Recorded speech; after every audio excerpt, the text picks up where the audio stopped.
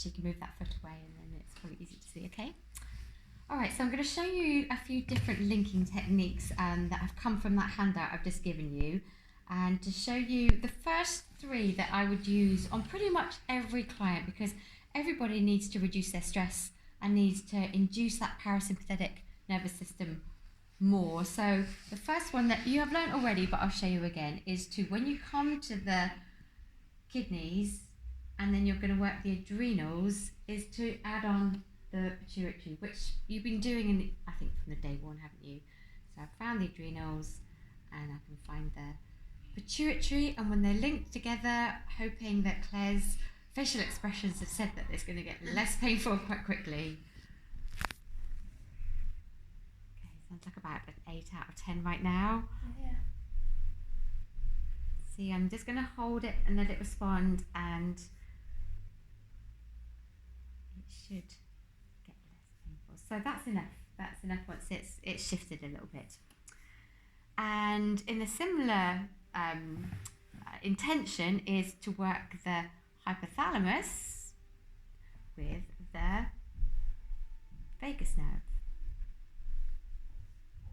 So I'll put the vagus nerve on first, and then I've added the hypothalamus, and that's not too bad. That one's okay. And the last one is to work the actual brain stem. So let me show you where the brain stem is. It is on that chart with the bones of the feet on it. So you've got cervical 1, haven't you? C1 there, which is your atlas bone, how your head pivots on its axis. Oh, that feels like it needs a bit of work. The brain stem is 1, 2, 3 millimeters up from there. So it's continuous with your spine. So 1, 2, 3 millimeters up from cervical 1, and you can work the sacral spine at the same time.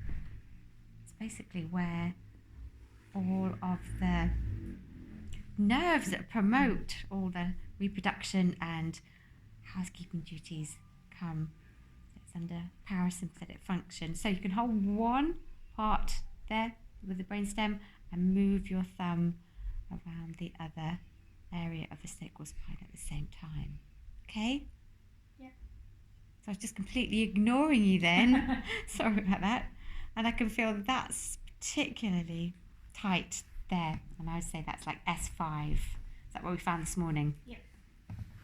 So I'm going to show you another 3 different linking techniques that you can do, 3 at once, where you can work with lower back problems.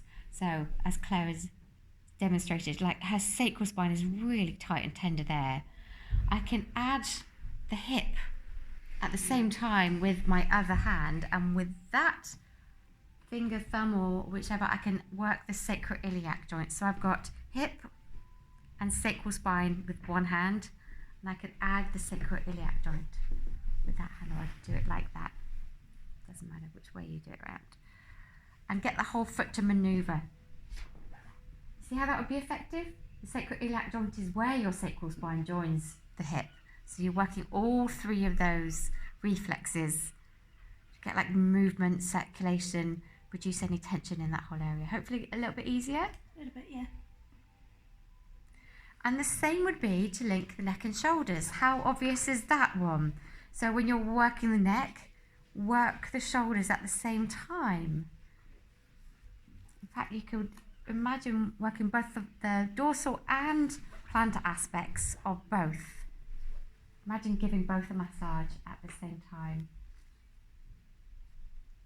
Okay, I can really find some tightness there on the front of what would be the sternocleidomastoid, and I'm going to work, let's find a tightness in the deltoid muscle here, or just around the shoulder, and we'll just hold both and let it release. So you can really link anything with anything, and that's enough to get you started, I think. So work with reducing stress, work with neck and shoulder tension, and work with lower back problems, and you can work all those different areas together. So that's your plan for this afternoon.